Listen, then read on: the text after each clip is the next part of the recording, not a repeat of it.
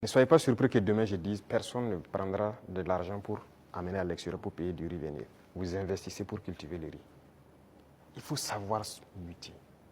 Il faut savoir s'adapter à l'idéologie de ceux qui dirigent. Donc le secteur privé aura toujours quelque chose à faire.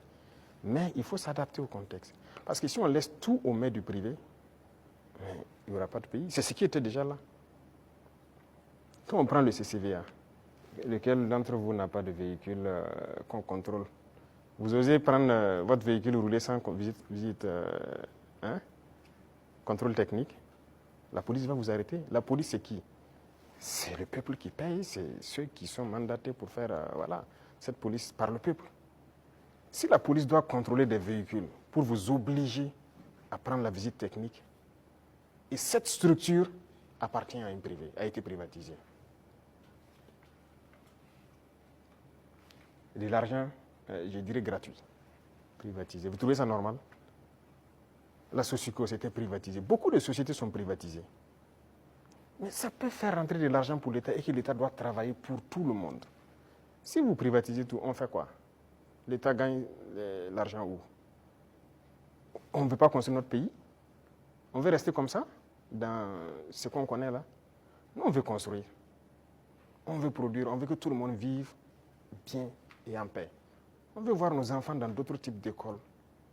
On veut que notre pays se développe. Et pour ça, l'État doit être responsable et prendre ses responsabilités dans certains domaines.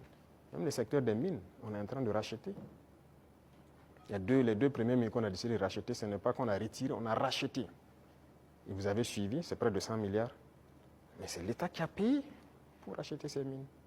Et c'est nous exploitons maintenant. Et on fera comme ça.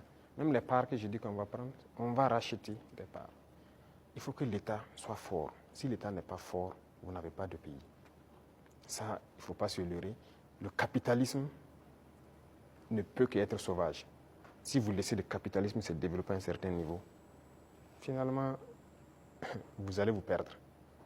Vous, si vous faites une industrie tout de suite pour fabriquer je ne sais pas quoi, vous voulez faire du profit. Au début, vous pouvez mettre une usine qui emploie peut-être 500 personnes. Et au fur et à mesure, vous robotisez. Finalement, votre usine, vous n'avez que 10 personnes devant un ordinateur qui travaille. Les 490 sont au chômage. Nous, on est contre ce système. On régule aussi. Certes, digitalisé, mais une certaine robotisation, on est contre. Donc, on a une idéologie qu'on va dérouler au fur et à mesure, mais il faut que les gens s'adaptent à l'idéologie. C'est pour le bien-être de tout le monde. Sinon, on va se retrouver dans des situations très inconfortables. Voilà.